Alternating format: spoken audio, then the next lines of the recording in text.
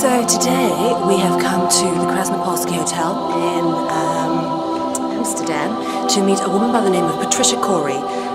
We'll be interviewing her in her hotel room. We're just in the reception area waiting for her at the moment.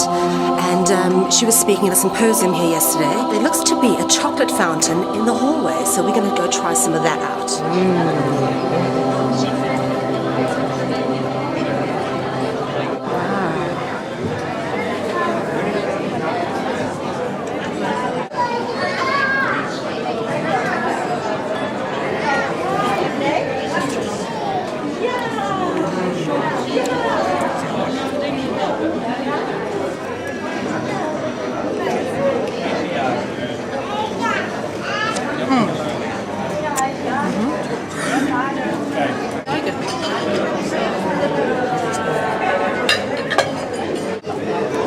Cheers.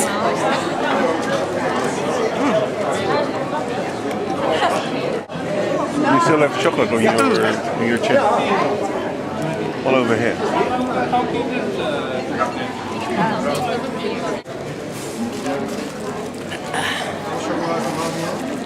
Okay, so the whole.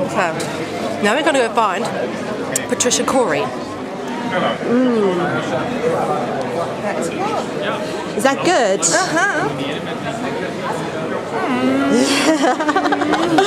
Yummy.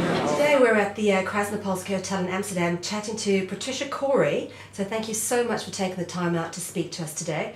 Obviously you were here yesterday at the symposium, which I believe you spoke, so you've had a hectic few days, so good to squeeze us in. Oh, I'm not squeezing you in, it's important to talk to you. Thank you very much.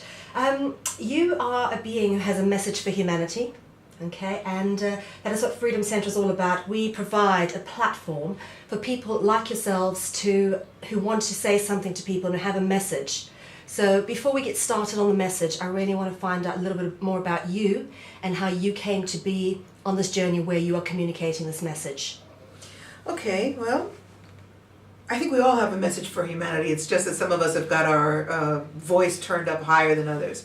And this is going to change rapidly because the movement of the light forces has never been as vast as it is now, at least not, let's say, in the recent cycles of Mayan time.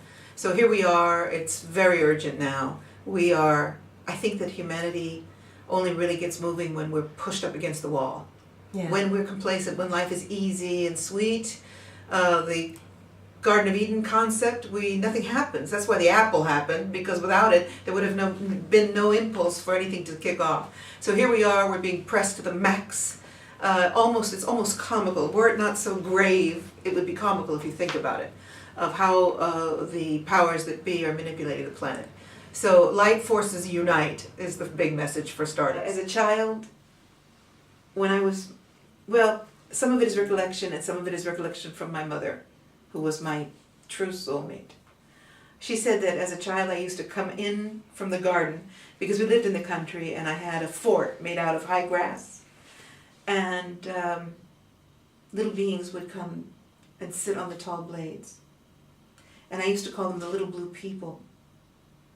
So in those days, which I hate to date myself, but we're talking about 57, 58, I was 5. I would come in, and in those days, kids weren't talking about these subjects. Nobody was. I would walk into the house and say things like, "Mom, are you aware of the fact that I'm from a different universe?" And she'd say, "Really? Where are you from, honey?" "I'm from a parallel galaxy." And she'd say, "Okay, then." And once I said, "Mom, the little blue people said," and I would expand on these galactic things. And she would look at me and say, "This is going to be a different kid."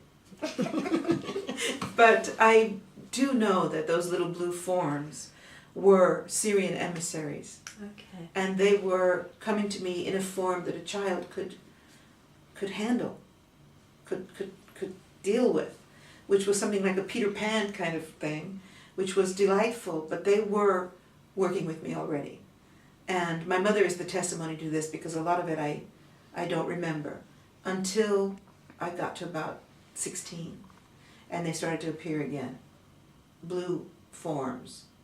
But now I don't get form, I get light. When they appear to me, The light is so bright, it's almost blinding. Do you have a kind of etheric sight then, that you can Yes. see them? Always have. I'm so envious, I wish I did. I know I can feel them, but I wish I could see them, it drives me mad. Oh, well, you will soon. As we move toward the fourth dimensional awareness, that density, a lot of what is considered gifts now will be normal. It's going to be a lot to handle, by the way. The councils say, clear out those chakra blocks now, because if you don't, when this stuff starts coming to you, you're going to pop. That's so much energy. It's just going to be like firecrackers. Get to your dark stuff and dump it. And that's what I'm trying to help people do. I had an experience in a crop circle 1996, in which I lost time, 2 hours of time. And at that time, amazing crop circle experience. I experienced leaving my body, becoming a sound pattern, a frequency, recognizing myself as a whirling sound frequency, and then popping completely out of like I've never done before. When was this crop circle? This was in it was called the Julius set, and it was at Stonehenge in 1996. It was a really important circle. It heralded a whole new level of information that was coming into the fields. And it was something very important, very global. People were called in. We had